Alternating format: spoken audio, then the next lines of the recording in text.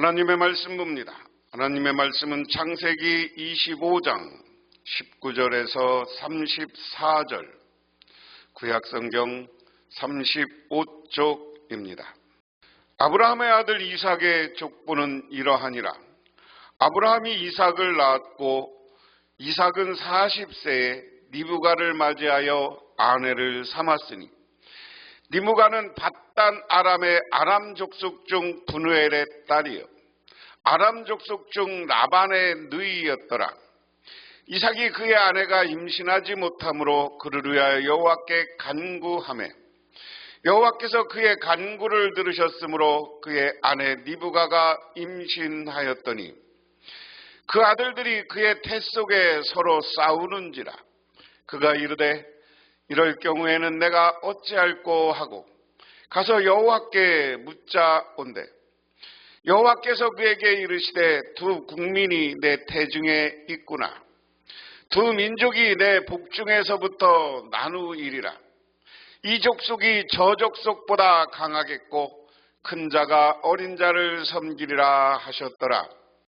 그 해산 기한이 찬즉 태에 쌍둥이가 있었는데 먼저 나온 자는 붉고 전신이 털옷 같아서 이름을 에서라 하였고 후에 나온 아우는 손으로 에서의 발꿈치를 잡았으므로 그 이름을 야곱이라 하였으며 리브가가 그들을 낳을 때 이삭이 60세였더라. 이 아이들이 장성함에 에서는 익숙한 사냥꾼이었으므로 들의 사람이 되고 야곱은 조용한 사람이었으므로 장막에 거주하니 이삭은 에서가 사냥한 고기를 좋아하므로 그를 사랑하고 리브가는 야곱을 사랑하였더라. 야곱이 죽을 쏘았더니 에서가 들에서 돌아와서 심히 피곤하여 야곱에게 이르되 내가 피곤하니 그 붉은 것을 내게 먹게 하라 한지라. 그러므로 에서의 별명은 에돔이더라. 야곱이 이르되 형의 장자 명분을 오늘 내게 팔라. 에서가 이르되 내가 죽게 되었으니 이 장자의 명분이 내게 무엇이 유익하리요. 야곱이 이르되 오늘 내게 맹세하라. 에서가 맹세하고 장자 명분을 야곱에게 판지라. 야곱이 떡과 팥죽을 에서에게 주매 에서가 먹으며 마시고 일어나 갔으니 에서가 장자의 명분을 가볍게 여김이었더라. 아멘. 창세기 25장은 세대의 변화를 기록합니다. 하나님께 소명을 받아 약속대로 아들을 얻은 아브라함은 이제 이 세상에 없습니다. 그의 아들은 이삭이 아브라함의 약속을 이어가고 있습니다. 그래서 오늘 말씀 19절에서 20절에는 이삭의 족보입니다. 하지만 아브라함이 이삭을 낳았다고만 언급될 뿐 이삭의 아들에 대해서는 언급이 없습니다. 이런 점에서 이 기록은 더욱 눈에 띄기는 하는데 우리 19절이 이삭의 전체 이야기의 표제어 같은 역할을 한다고 추정할 수 있다. 다음은 아브라함이 아들 이삭의 족보이다. 아브라함이 이삭을 낳았고 이삭은 40살 때 리브가와 결혼하였다. 리브가는 밧 아람의 사람인 부두엘의 딸이며 아람 사람인 라반의 누이이다. 이삭은 자기 아내가 임신하지 못하므로 아내가 아이를 가지게 해달라고 주님께 기도하였다. 주님께서 이삭의 기도를 들어주시니 그의 아내 리브가가 임신하게 되었다. 우리가 창세기에서 이루고 있는 이야기들이 있어요. 먼저 축복을 약속받고 축복을 받습니다. 그런데 이 축복이 받았지만 그 다음으로 이어지면서 축복 가운데 다시 고난이 찾아와요. 그 다음에 이 고난 속에서 하나님은 우리의 신앙을 바라봅니다. 우리의 신앙을 바라보는데 뭐냐? 하나님을 바라보고 잘못된 것이 있으면 회개하고 기도하게 만들어요. 그 다음에 기도하면 우리 하나님은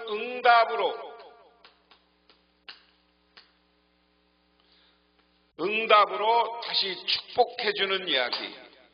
오늘 이야기를 보면 지난 시간에 아브라함은 하나님의 넘치는 축복을 받았어요. 이삭만 있었던 게 아니라 자기 새로운 아내를 통해서 6 아들을 두었고 또한 이스마엘이 있습니다. 또한 이스마엘은 12아들을 두기도 했고요. 또한 다른 아내를 통해서 얻은 자손들이 꽤 많아서 넘치는 복을 받았어요. 그런데 오늘 이야기는 다음에 이제 아브라함이 죽고 이삭의 이야기가 나오는데 이삭이 40살에 결혼했다라고 이야기했습니다. 그러면서 이삭이 결혼한 리브가에 대해서 그 부모에 대해서 그 가족에 대해서 소개를 하는 게 20절이고 그 다음에 다시 이삭의 가정에 뭐가 찾아와요? 아내가 임신하지 못했더라. 20년간 결혼한 지 20년간 아이가 없는 겁니다. 이 이야기는 사라의 이야기 속에서도 사라도 약속을 받았지만 거의 20, 30년간 아이를 못 낳고 나중에 끝내는 내가 경수가 끊어졌다 그래서 아이를 갖는다 그랬을 때 천사의 이야기를 보고 웃었어. 그 웃음은 비웃음이 되기도 해서 그것부터 책망받습니다. 그리고 이삭이 태어났어요. 그런데 그런 신앙의 모습을 이어받은 이삭도 자기에게 다가온 고난을 대처하는 방법은 하나님께 기도하는 방법이었다. 우리도 이 시대를 살아가면서도 마찬가지입니다. 우리가 하나님이 우리를 축복해 주신다는 약속이 있습니다. 그런데 그 축복과 은혜가 바로 다가오지는 않아요. 고난과 어려움이 있어요. 그런데 이 고난과 어려움은 어떻게 되는 것이냐? 고난과 어려움 속에서 우리는 하나님 앞에 내가 신앙이 온전했는가를 다시 한번 하나님의 뜻 안에서 나를 바라봐야 돼. 그리고 회개할 것이 있으면 회개하고 하나님께 기도하는 저와 여러분이 되시기를 바랍니다. 오늘 이야기에서는 이삭이 기도했어요. 그러니까 하나님이 들어주었어요. 그의 아내가 임신하게 되었습니다. 오늘 이야기는 그거예요. 그런데 리브가는 쌍둥이를 배웠는데 그 둘이 태안에서 서로 싸웠다. 그래서 리브가는 이렇게 괴로워서야 내가 어떻게 견디겠냐 하면서 이 일을 알아보려고 주님께 나갔다. 자, 리브가가 애를 가졌는데 쌍둥이인데 배 안에서 막 둘이 싸우고 난리가 나니까 그 애가 크면서 배에서 요즘 요동을 느끼는 어머니가 너무 힘들었던 거예요. 둘이 서로 차고 난리니까. 서로 싸우는지라 이르되 내가 어찌할꼬 하고 가서 여호와께 묻자온대. 세번역에는 내가 이렇게 괴로운데 내가 어떻게 견뎌야 하겠는가. 표현을 보면 내가 어찌할꼬 너무 싸우니까 힘들어 하나님께 나가서 어찌할꼬 내가 어떻게 해야 되겠습니까 하고 기도하려고 하나님께 나갔다. 오늘 이야기 속에서도 중요한 거예요. 고통 가운데 있을 때 오늘 리브가가 선택한 것도 하나님께 가서 기도하는 모습이었습니다. 그래서 하나님께 나가서 기도해요. 그러니까 주님께서 그에게 대답하셨다. 두 민족이 너의 태안에 들어있다. 너의 태안에서 두 백성이 나뉠 것이다. 한 백성은 다른 백성보다 강할 것이다. 형이 동생을 섬길 것이다. 하나님께 기도하니까 하나님이 응답을 해줘요. 뭐라고 응답했어요? 태에서 싸워. 그래서 하나님께 나가서 어찌할꼬 하고 기도했어요. 그러니까 이 기도의 응답은 뭐였습니까? 너에게서 두 민족이 나올 것이다. 그리고 한 민족은 강하다. 그런데 동생이 형보다 강하고 형이 동생을 섬길 것이다. 자, 이야기를 우리는 잘 들어야 돼요. 이야기는 유대인들이 갖는 선민의식, 자기들이 택함 받았다고 자기들이 하나님으로부터 미리 예정된 민족이라는 생각이 있는 거예요. 그래서 오늘 내가 말씀의 제목을 하나님의 예정과 선택을 했습니다. 하나님은 이 두 아기가 이미 뱃속에 있을 때부터 하나님이 택해놨다는 거예요. 누구를? 동생인 야곱을 택하고 그로 하여금 강한 민족이 되고 온 인류에게 구원을 이끄는 큰 민족이 될 것이고 형이 동생을 섬길 것이다. 자, 다리 차서 몸을 풀 때가 되었다. 배 안에는 쌍둥이가 들어있었다. 먼저 나온 아이는 살결이 붉었는데 온몸이 털투성이여 이름을 에서라 하였다. 이어서 동생이 나왔는데 그 손이 에서의 발 뒤꿈치를 잡아서 그 이름을 야곱이라 하였다. 리브가가 보기에 쌍둥이를 낳았는데 이삭의 나이는 60살이었다. 오늘 아기를 낳았는데 이때 이삭의 나이가 60이었다. 그러니까 20년 만에 아기를 낳은 거예요. 보세요. 리브가가 앞부분에 40에 결혼했다고 그러고 쌍둥이를 낳았을 때 이삭이 60살이었다. 그러니까 20년간 애를 못 낳았는데 하나님께 기도하니까 그 기도의 결과로 쌍둥이를 한꺼번에 낳습니다. 그래서 살결이 붉고 온몸이 털투성이라 그를 에서라는 이름은 붉다라는 이름입니다. 뜻입니다. 그래서 털이라는 단어와는 무관합니다. 또한 얼굴이 붉다라는 표현은 다윗의 빼어난 용모를 언급할 때 사용되어 부정적인 의미로 보기 어렵다 하는 겁니다. 한편 야곱은 야이코라는 말인데 발꿈치를 잡은 사건과 연결돼서 형을 붙잡으려는 야곱의 모습은 이후에도 반복되고 있다. 둘이 태어났을 때 이삭의 나이는 60이었고 40세 아내로 맞이했으므로 20년 동안 리브가는 임신을 못했다. 그런데 두 아이의 탄생은 분명 그들에게 기쁨이었습니다. 두 아이가 자라서 에서는 날쌘 사냥꾼이 되어서 둘에서 살고 야곱은 성격이 차분한 사람이 되어서 주로 집에서 살았다. 이삭은 에서가 사냥해오는 고기의 맛을 들이더니 에서는 사랑하였고 리브가는 야곱을 사랑하였다. 한 번은 야곱이 자 보세요. 여기까지 28절에 두 아이가 자라. 그래서 에서는 나가서 날쌔서 사냥꾼이 됐어. 야곱은 성격이 차분한 사람에서 집에서 주로 어머니랑 같이 있었어.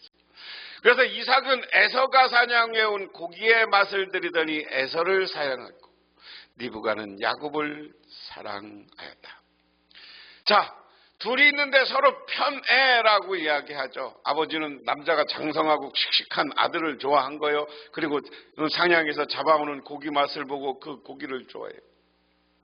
리브가는 야곱을 자기를 돕고 자기들 집에 있으니까 야곱을 좋아했다. 한 번은 야곱이 죽을 끓이고 있는데 에서가 허기진 채 들에서 돌아와서 야곱에게 말하였다. 그 붉은 죽을 좀 빨리 먹자. 배가 고파 죽겠다. 에서가 붉은 죽을 먹고 싶어 하였다. 해서 에서를 에돔이라 하였다. 사냥을 마치고 돌아온 에서는 기력이 없는 상황이었습니다. 그래서 그는 야곱에게 붉은 음식을 달라고 요구합니다.